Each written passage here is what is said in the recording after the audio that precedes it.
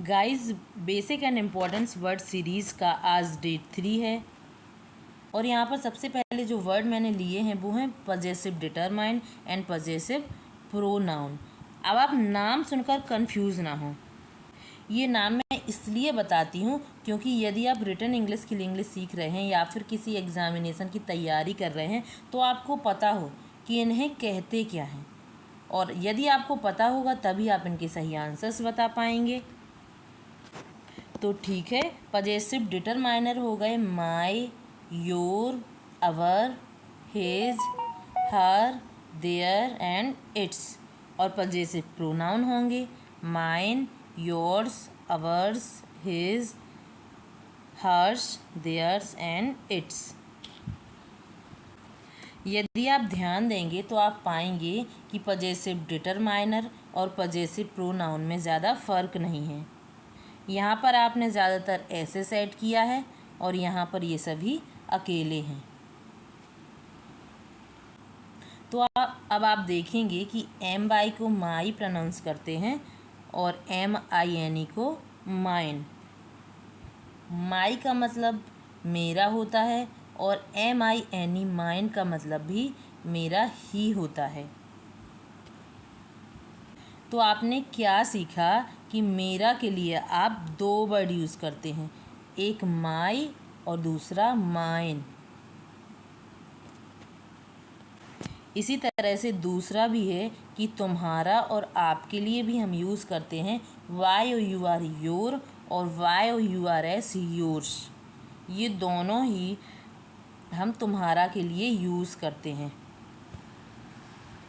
तो एक ही वर्ड के दो मीनिंग है यहाँ पर, लेकिन कंफ्यूज आपको बिल्कुल भी नहीं होना है क्योंकि इनके यूजेस बहुत ही जल्दी आप सीख पाएंगे कि फ़र्क क्या है और आप कभी कोई गलती नहीं करेंगे।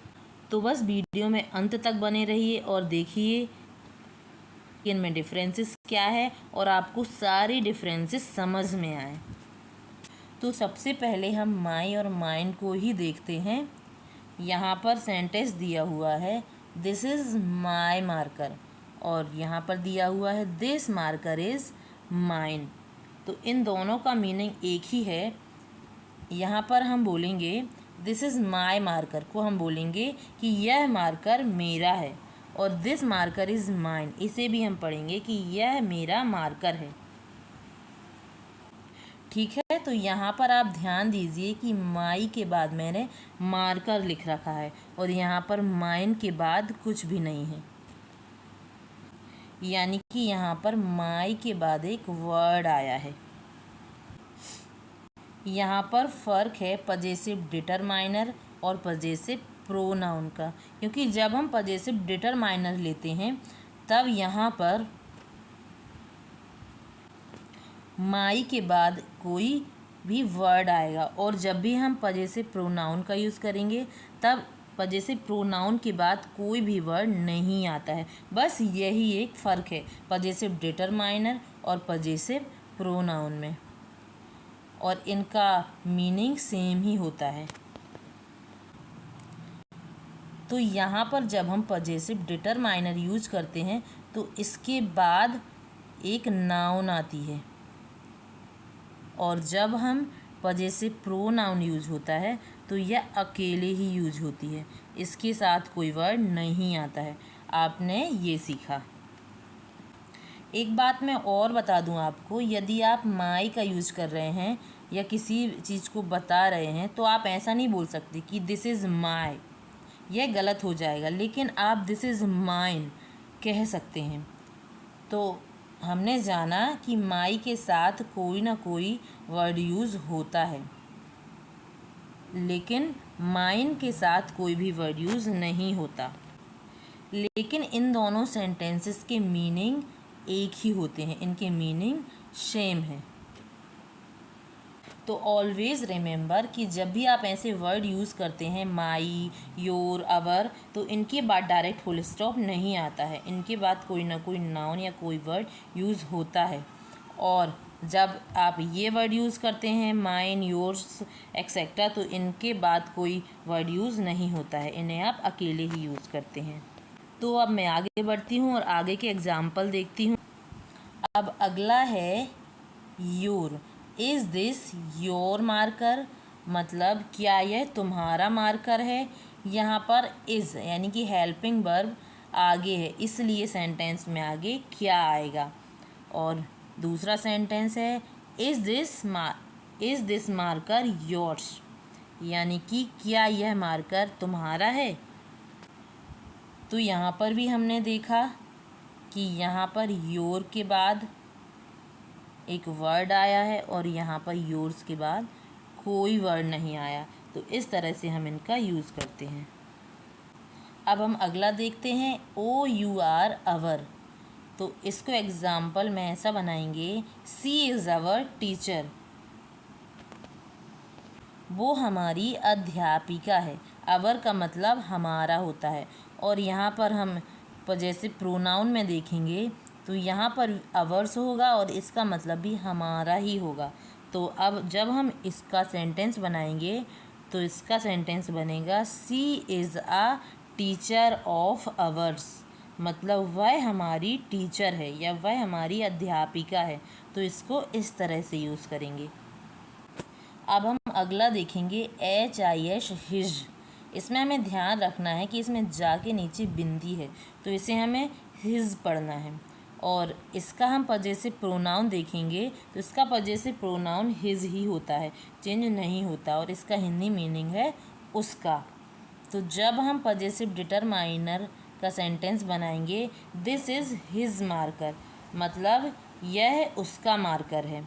और जब हम पजेसिव प्रोनाउन का सेंटेंस बनाएंगे तो यह बनेगा दिस मार्कर इज़ हिज, मतलब यह उसका मार्कर है।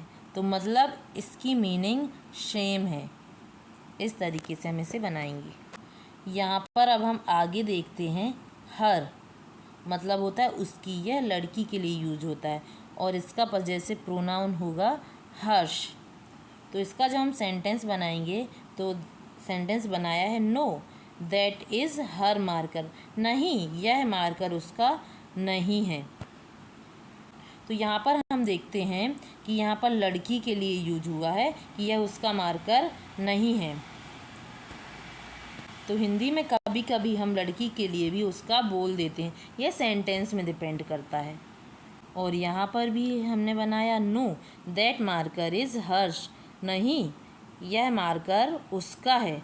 मतलब इस तरीके से हम जब हम बात करते हैं हम बोलते हैं नहीं ये उसका है, नहीं यह उसका है। इस तरीके से हम बात करते हैं। अब अगला हम पढ़ेंगे देयर। देयर का मतलब होता है उनका और देयर्स का मतलब भी होता है उनका।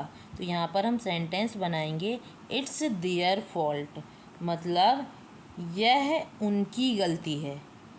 और जब हम दूसरा बनाएंगे देयर्स को तो यहाँ पर हमने बनाया द फॉल्ट इज़ देयर्स, मतलब यह उनकी गलती है।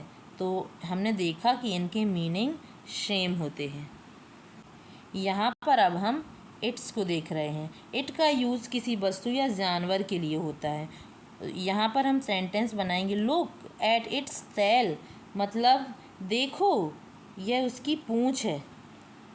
मतलब जैसे हम किसी बिल्ली की ही बात कर रहे हैं कि देखो यह उसकी पूँछ है, इस तरीके से हम इसका यूज करेंगे।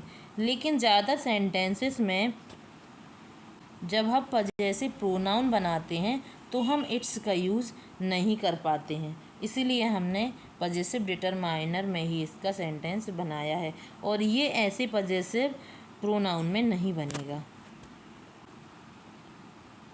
अब हमने सीखा कि पजेसिव डिटरमाइन और पजेसिव प्रोनाउन इन दोनों के मीनिंग सेम होते हैं, लेकिन हम इसे पढ़ते अलग अलग हैं।